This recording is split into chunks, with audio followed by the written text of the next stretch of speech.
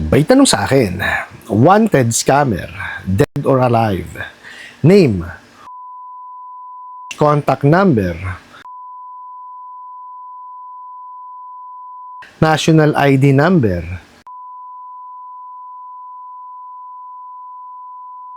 address,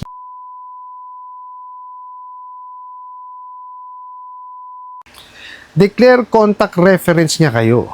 Pakisabi ho na bayaran niya para mawala sa system ng public posting ngayon sa lahat ng social media, maging sa public page ng barangay at city hall nyo. Hawak ID kasama picture ng pamilya at buong angkan niya. Title, Estapador Family. Sureball yan, pati ikaw damay sa kahihiyan. Bibigyan ko ng 1 hour pagbayarin mo ito kundi sama-sama kayo sa public posting sa scammer page at YT channel. Alright, napakagandang mensahe po nito. Pero bago ho natin sasagutin, imbitahan ko muna sana kayo na pakisuportahan po sana ang aking mga social media accounts sa YouTube, Facebook, and TikTok. Nakita nyo kung gaano kawalang yaho magbensahe. Di ho ba? So dito sa video natin, i-discuss ho natin no, na kung bakit mali yung mga pamamaraan po nila no, ng pammensahe or paniningil. Yung tawag nila, paniningil daw po eh. So dito po sa ating video, aalamin po natin ano ba yung pinagkaiba ng paniningil ng mga bugo katabusadong online lending apps at yung paniningil ng tama po ng mga legitimate na lending bangko at financing. Pero bago yan, disclaimer po muna, hindi po ako abogado, ako po'y maniningil. Lahat po ng dinidiscuss natin at sinasabi dito sa ating mga video is based on my experience. At syempre po, sa atin pong pagsasaliksik at pagtatanong sa mga kaibigan po nating abogado.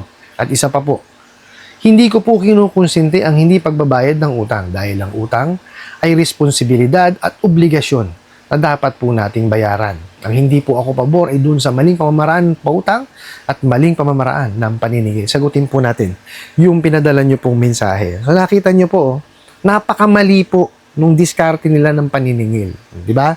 Dito ho, public shaming na kagad eh. Kasi bakit? Pinadala ho sa sinasabing contact reference daw po.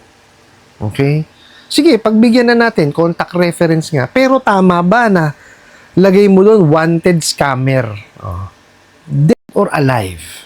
Lalagay mo yung pangalan, contact number, tapos yung national ID number. Malamang ito po yung pinresentang ID, tsaka po yung address. Bawal na bawal po yan. Kasi hindi ho tama na isiwalat yung impormasyon nung kanilang kliyente. Dapat yan protektado. Kaya nga may Data Privacy Act tayo eh. So yun pa lang po may kaso na sila doon. Pwede nyo po silang i-complain sa National Privacy Commission or NPC. Kasi walang sino man po ang pwedeng magsiwalat ng inyong informasyon. Kasi ano yan, mapuput in danger yung inyong identity. Maaaring gamitin sa sa kawalangyaan. Kaya hindi ho tamang inilalabas yan. So yung po yung mga maling diskarte ng mga bugo katabusadong online lending apps, hindi ho gagawin yan ng mga matitinong mga maniningil. Okay, ito pa. Sabi daw ho, nasa public system na raw for posting sa mga social media. Tapos po sa barangay at saka si City Hall. O yan, ganyan ho gagawin yung mga yan. Kasi, syempre ho, pag hindi nyo sinagot yung tawag, hindi kayo sumasagot sa mga mensahe. Dahil nga, na-experience nyo na yung kawalangyaan at panghaharas itong mga to. Syempre, kahit sino naman po, hindi talaga sasagutin na. Di po ba? Ang gagawin yan, magre-resort sa ibang pamamaraan yan. Ang gagawin po niyan, ipopost kayo sa social media or una, tatawagan muna yung mga mga nilagay yung contact references at yung ninakaw nila na contact details ninyo. Tatawagan ho lahat yun. Ipapahiya kayo. At worst, sisingilin pa. Mariosep na yan. Ngayon, pag hindi umepekto yon, simultaneous yan, ipopost kayo sa social media. Ang masakit niyan, let's say, naka-lock nga yung profile ninyo, pag meron kayong post na naka-public, doon magko-comment yan.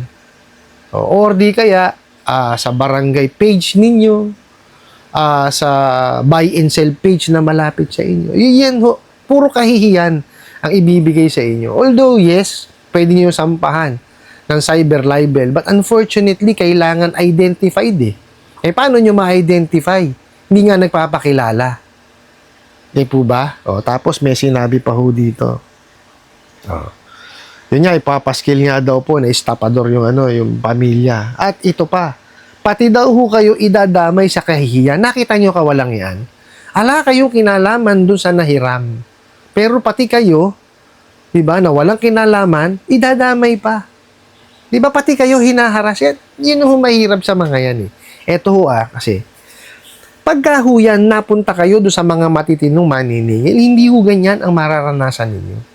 Yes, may tawag, may email, may SMS. Kasi yun lang naman po ang pamamaraan na para kayo makausap, di po ba?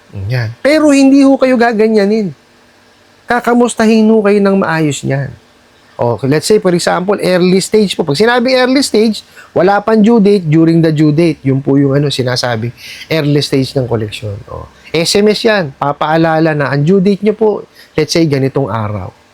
Please confirm kung magbabayad kayo. Pag nag-confirm kayo, hindi na kayo ulit SMS-in nun. Hindi kayo tatawagan nun. Okay, pero pag hindi kayo nag-confirm, makaka-receive na naman kayo siyempre ng SMS.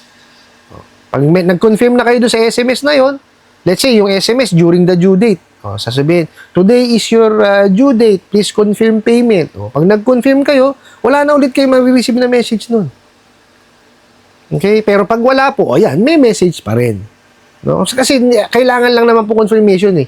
Tapos, pagka talaga yan, walang confirmation, let's say, how many hours na or kung may tawag. Pero, sa maayos na pamamaraan po. No, may mga ganun ho kasing mga yung mga lending. May mga napasukan ho akong ganun. No, tumatawag during the due date. Pero, pagpapaalala naman po. Hindi yung kagaya niyan.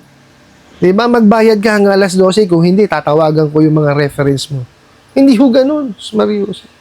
O, tapos, pagka yan ho, hindi kayo nakapagbayad sa due date, doon sa mga matitinong mga maniningil, tatawagan, mangangamusta ho yan. Ano na ho ba nangyari, ganito, ganyan. Pwede ho kayo mag-promise to pay. Diba? Dito sa mga bugo katabusadong online lending apps, di kayo nakabayad ngayon, bukas past due, nakademanda na raw kayo, meron na raw kayong warrant. Nakita nyo kawalang yan, paano nagka-warrant kagad? Ganun kabilis yun. Sus Maria Joseph, di naman kapanipaniwala yan. Sumobra naman ng high-tech ni... Di ba? Hindi ho ganun yun. Kaya nga ho, dapat yan, kamustahin nyo muna ano ba nangyari. Di ba? Excuse me po. Medyo masama pa rin ho talaga. No? Ito ho kasi, tingnan nyo ha. Bakit kayo tatakutin kaagad? Ha? Samantalang, 7 araw lamang naman po yung kanilang termino. 'Di ba? After 7 days may due date ka na. Pero tatakutin ka. 'Di po ba? Yun yung pinagkaiba kasi sa mga legitimate lending. Kasi bakit? Sa mga legitimate lending po, pautangin ka niyan, let's say 1 month, 45 days, 2 months, 3 months, 6 months, 12, 18, hanggang 3 years. Tapos, ang amortization equal part. Actually, may nagpadala po sa akin ng email, no. Tawag dito, OLA. Nakalagay po doon 90 days. So 3 months, no. Sa unang 7 araw, yung 90% babayaran mo sa ika-7 araw.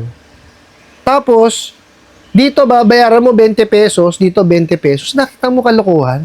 Tama bang pagpapautang yun? Samantalang kung sa legitimate kayong lending financing bangko ng hiram, equal part po yan. Kung sa unang monthly nyo, sa first monthly nyo, let's say, pinahiram kayo 3 months.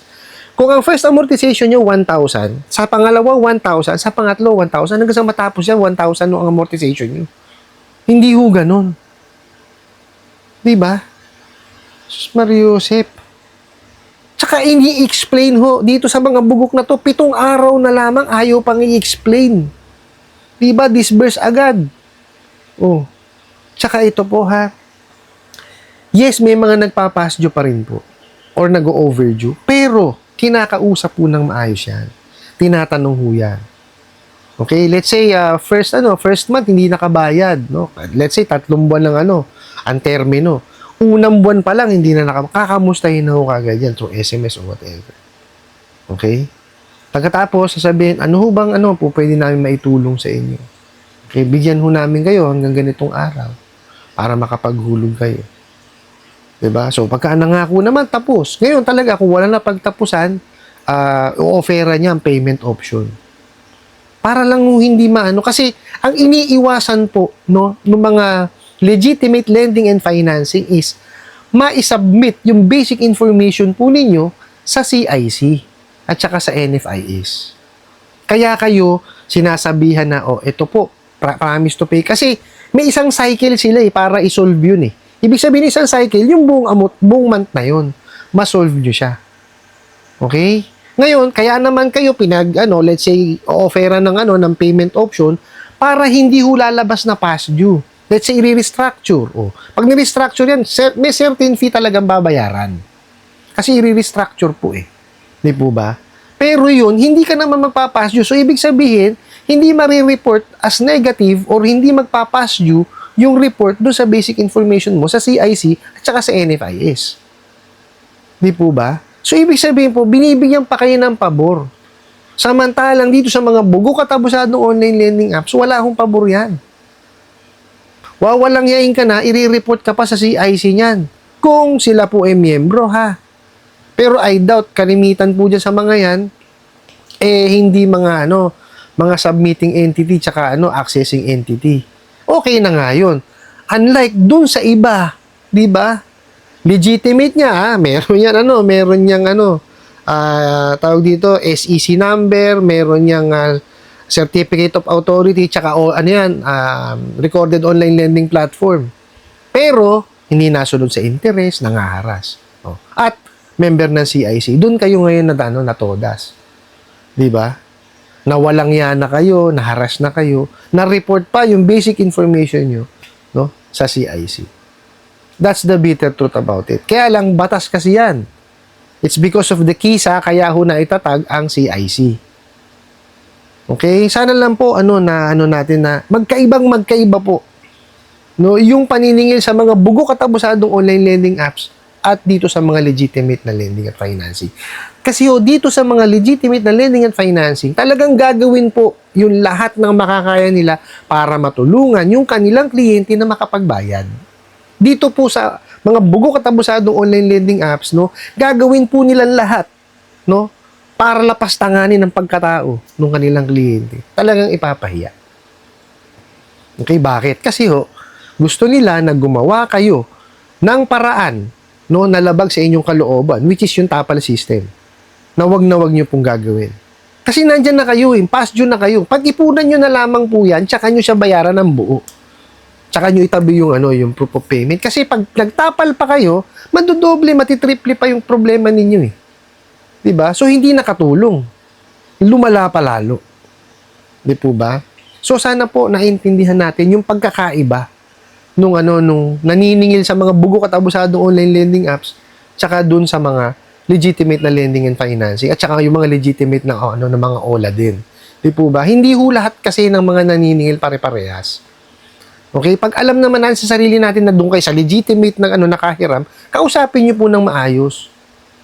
Okay? Kasi itong mga legitimate na lending and financing, ginagawa ho lahat ng paraan para hindi ho kayo ma-pass due at ma-report po sa CIC at saka sa NFIS. Kaya nga nagpupunta ng bahay ang mga yan. May sarili hong maniningil yung mga yan. Kasi alam nila sa sarili nila na ginagawa po nila yung tama. Ngayon, tayo naman po, as nanghiram, gawin din po natin yung parte natin. Pagka yan, illegitimate yan, kausapin maigi, wag ho kayong matakot. Pero yan, sa mga bugo katabusadong online lending apps, pag-ipunan nyo na lang ho yan. Tsaka nyo bayaran pagka nag-pass due na kayo at delinquente. Pero, pagka kayo naman may pera na palapit na i-due, bayaran nyo na lang. Para wala na ho kayo ng sakit ng ulo. I hope nasagot ko po itong katanungan na to at sana po'y makatulong. Maraming salamat po sa inyong walang sawang pagsuporta at panonood sa aking mga video. Maraming salamat po sa inyong pag-like, pag-share, pag-comment at pagtatanong. And kunin ko na rin po itong opportunity na imbitahan po sana kayo na pakisuportahan po sana ng aking mga social media accounts sa YouTube, Facebook, and TikTok. Hanggang sa muli po. Yun lang.